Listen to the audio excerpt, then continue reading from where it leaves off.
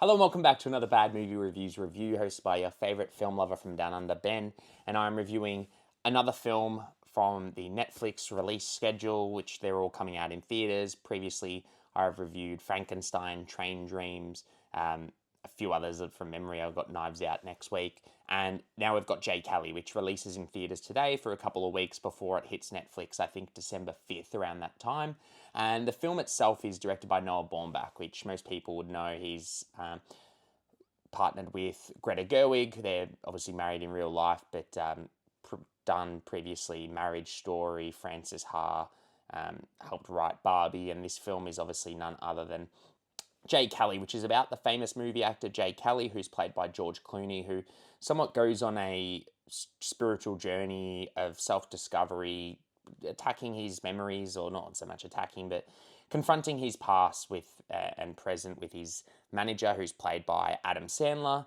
And it's somewhat of a brotherly film, it feels like, to Sentimental Value, which I haven't actually reviewed, which I saw earlier in the year, which I absolutely love. But it's a film that, if you love movies, which if you're watching this, you probably do, will really connect and resonate with you. I thought this is a great movie, and I do recommend seeing it in the cinemas if you can.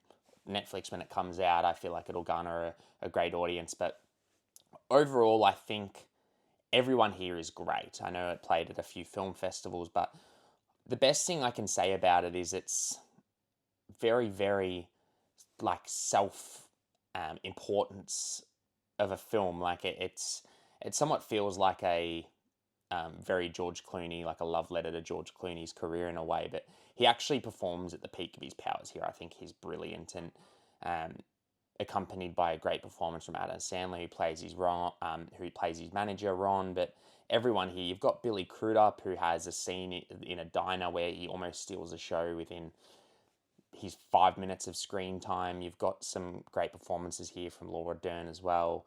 You have got Emily Mortimer in the film. You've got Riley Keough, Greta Gerwig also in the film, Jim Broadbent. Everyone here is great in the movie, and I think I love the film just purely because any film that's somewhat self-referential and acknowledges that it's obviously about him using his memories to confront his self. There's a lack of self-identity, and all of his memories are connected with films, and there's these not so much time traveling aspects, but these aspects where he confronts what happens in his life, but it's living him through what he was going through when he, was making a movie per se, or this or that. And I felt like it was really sweet, where it's obviously somewhat that I imagine a lot of actors deal with, where a lot of their memories and relationships are somewhat intertwined with a filmmaking process, or them making a film at the time. And it's somewhat a lack of self-identity, I'd imagine, and that's something this film really shows quite well. And I think Noah Baumbach is great here. The cinematography, it does look beautiful. It's mainly set in like coastal Italy, and you've got Nicholas Britell doing the score, which I'm a huge fan of, and his score is fantastic. There's the poster, which is them in the theater, the auditorium.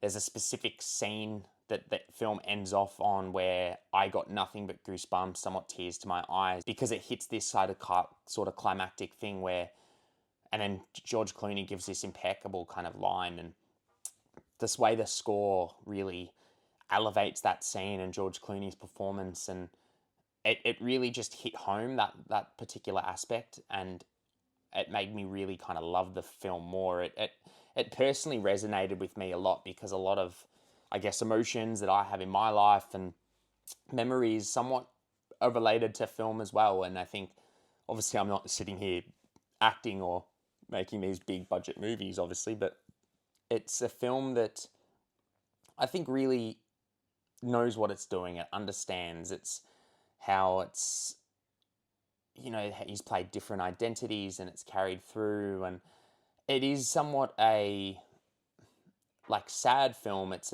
sentimental. It's very, very funny, and it's somewhat meta in doing so, and I think it really works because it plays and leans into that really, really well. And not only that, it really hits on the heartstrings. It is quite a sad film. He's obviously going through these motions of trying to connect with his daughters as well, and being an actor, obviously being away from home, not necessarily being there.